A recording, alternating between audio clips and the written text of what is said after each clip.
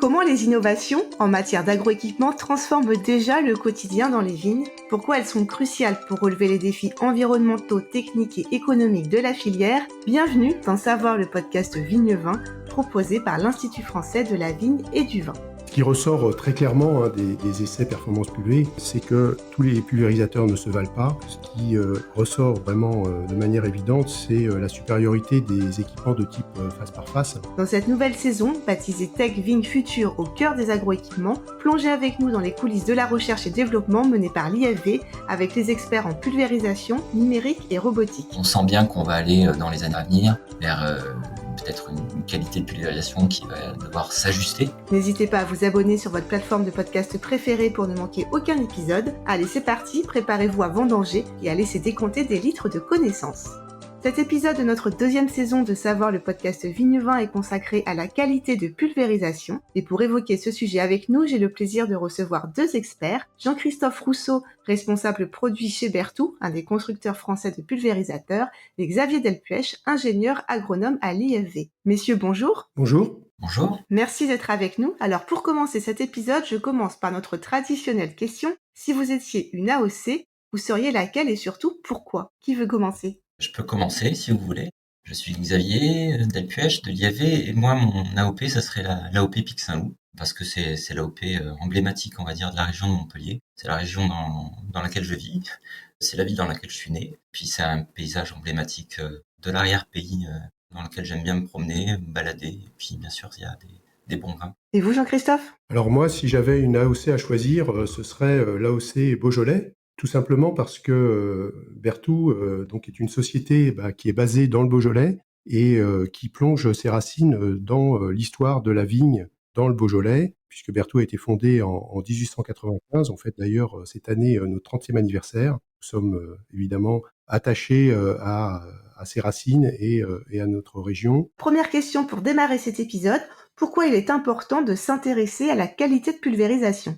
Si on s'intéresse à la qualité de pulvérisation, c'est parce que l'opération technique de pulvérisation, c'est le principal moyen par lequel en fait on va appliquer les produits de protection des plantes contre les maladies et les ravageurs de la vigne. Et c'est une opération technique centrale en fait dans la production viticole parce que c'est par elle qu'on va assurer à la fois la qualité et la quantité de récolte, y compris quand il y a des millésimes difficiles avec des fortes pressions maladies. Et d'un autre côté, en fait, on sait bien aujourd'hui qu'il y a ce recours aux produits de protection des plantes, qu'on appelle aussi les pesticides.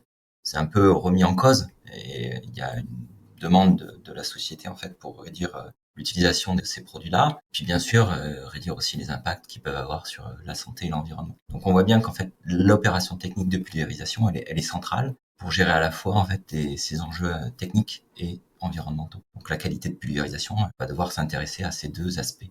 Je confirme effectivement que c'est un élément clé dans le développement de nos matériels. Si le pulvérisateur, son objectif premier, c'est d'assurer une qualité d'application, une qualité de traitement. Donc c'est effectivement un enjeu clé aussi pour nous de développer des machines qui permettent d'atteindre une qualité de traitement qui permettent d'assurer une bonne protection de la vigne.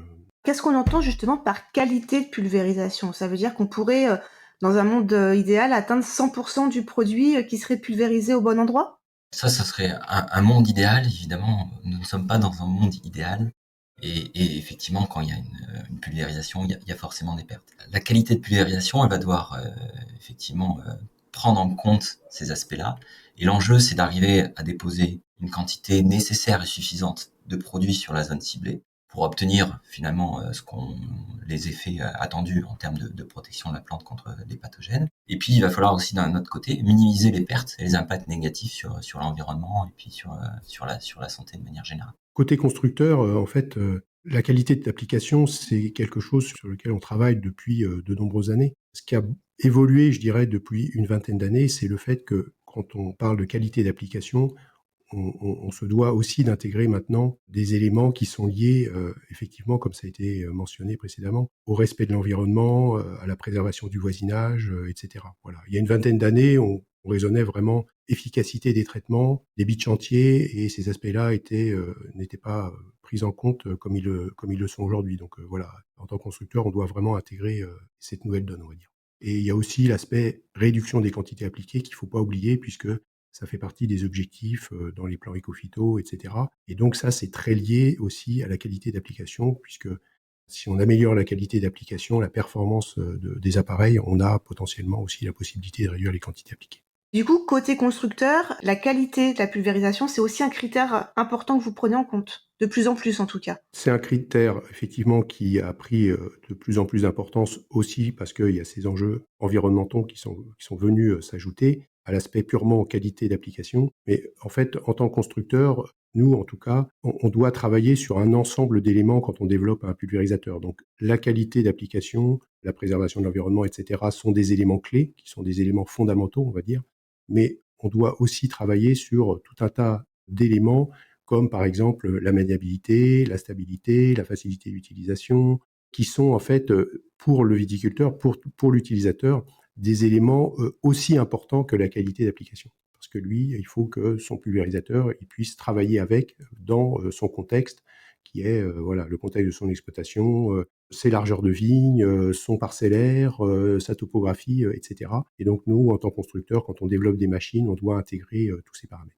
La question maintenant, c'est comment on mesure cette qualité? Est-ce qu'il y a des outils? Xavier, à l'IFV, vous avez vraiment développé des process très précis pour être en mesure de donner des éléments. Lesquels? Oui, effectivement, tout l'enjeu est d'arriver à avoir des indicateurs qui vont permettre d'évaluer cette qualité de pulvérisation et puis de pouvoir, une fois qu'on l'a mesuré, évaluer, porter des corrections ou optimiser les processus. Et donc, en fait, l'angle d'attaque, c'est d'essayer de quantifier finalement le produit qui va arriver sur la plante. Parce que c'est ça qui va nous donner en fait un critère d'efficacité de la pulvérisation. Et c'est au final le juge de paix parce que au final, toutes les pertes, tout produit qui n'atteint pas la cible, il sert à rien à la fois pour le viticulteur, parce qu'il va pas permettre de protéger la plante. Et puis en plus, bien sûr, c'est du produit qui peut être perdu, qui peut être dispersé dans l'environnement et puis avoir des impacts potentiellement négatifs.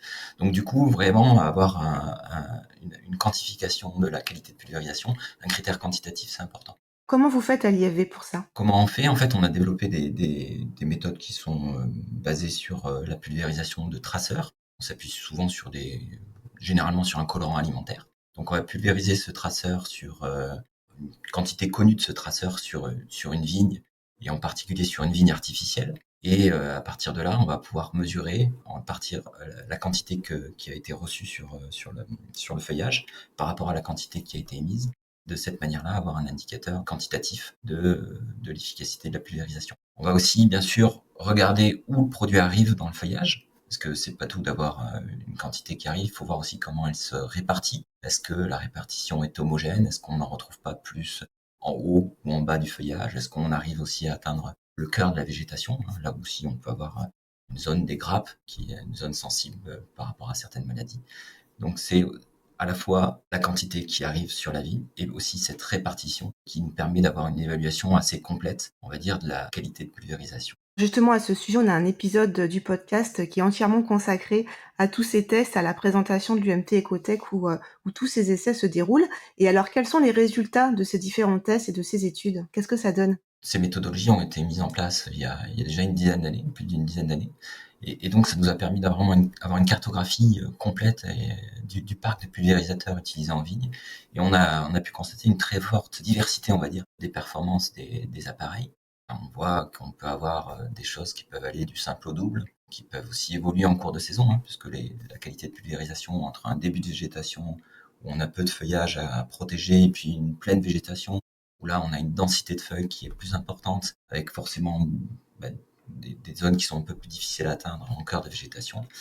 Tout ça, ça permet de cartographier une forte diversité de performances des différents appareils. Et donc, potentiellement aussi, des choses qui sont bien plus performantes vont permettre aussi d'avoir des possibilités à la fois de réduction de dose tout en maintenant le même service rendu au final qui est celui de la protection des plantes.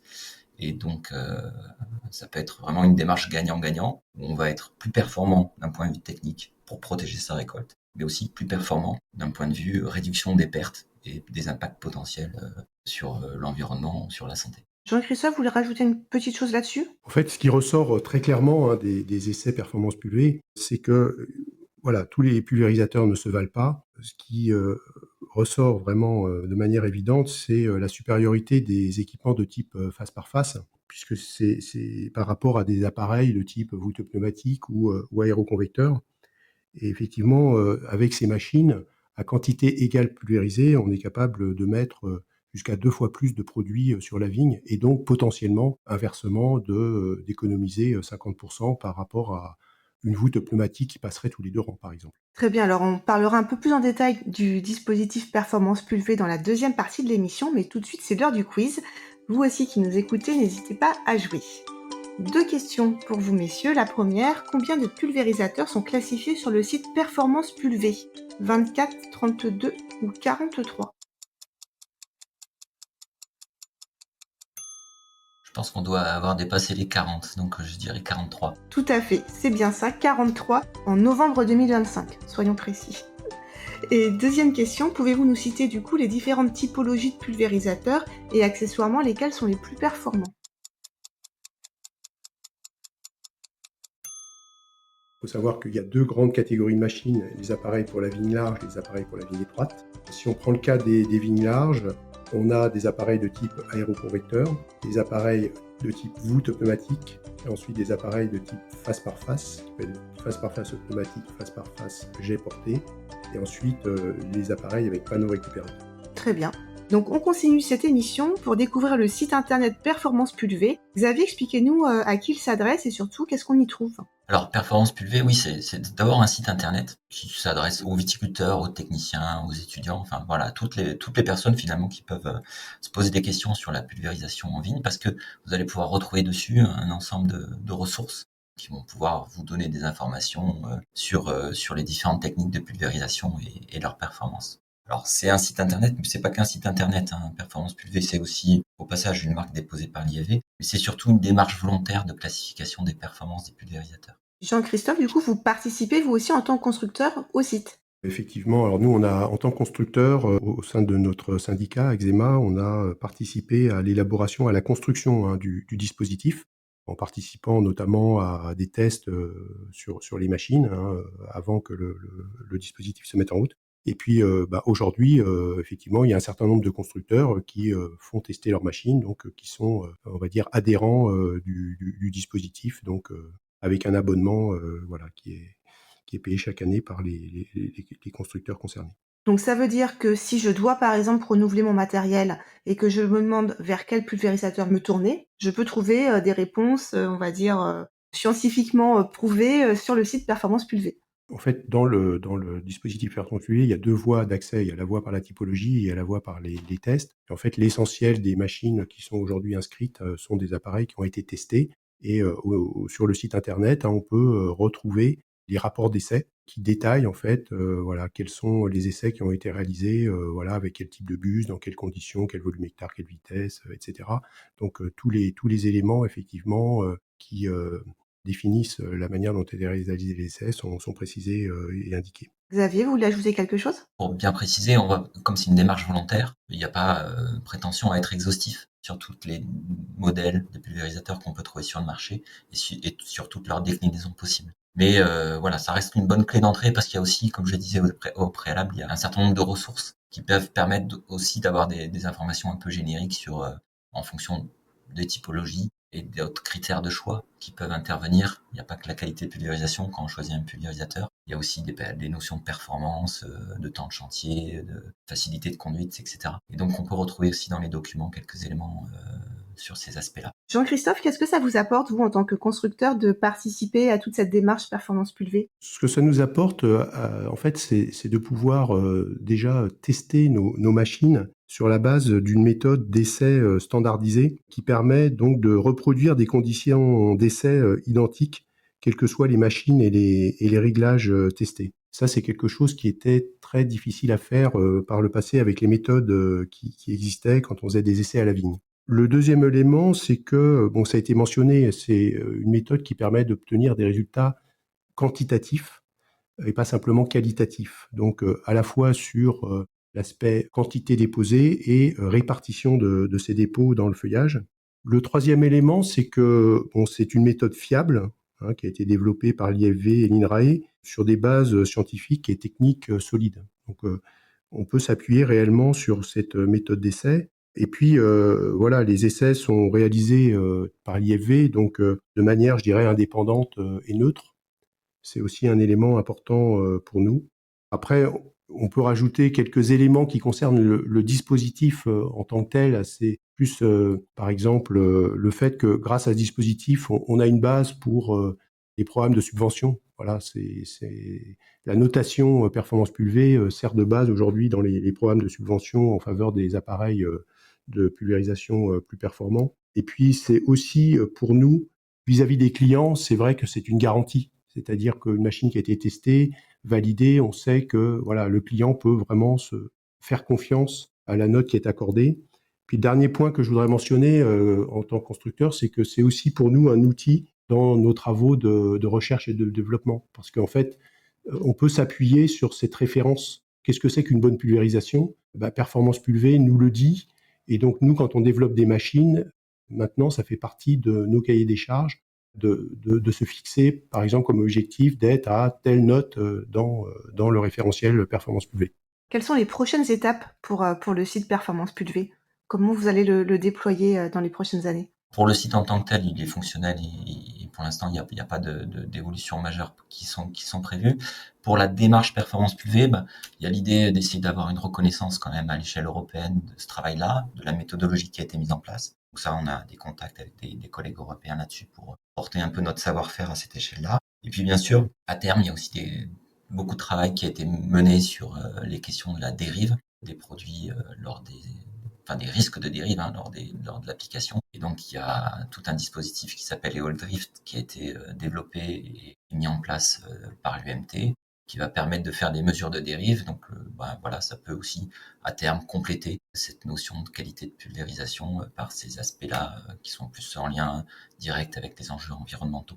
Et y a-t-il d'autres pistes sur lesquelles vous travaillez pour améliorer de manière plus générale la qualité de pulvérisation? Sur quoi ça pourrait déboucher? En fait, sur la qualité de pulvérisation, effectivement, la question c'est est-ce qu'il y en a une ou est-ce qu'il y en a plusieurs? Et en fait, on s'aperçoit aujourd'hui qu'avec les déploiements de solutions dites de biocontrôle, les biosolutions, qui ont des produits qui ont parfois des efficacités partielles ou qui peuvent être plus variables, on a besoin de mieux comprendre comment ils vont agir et peut-être d'adapter aussi la façon dont on va pulvériser ces produits à leurs caractéristiques propres et au moment où ils sont appliqués. Donc petit à petit, on sent bien qu'on va aller dans les années à venir vers peut-être une qualité de pulvérisation qui va devoir s'ajuster en fait, peut-être voilà à chaque application, à chaque produit.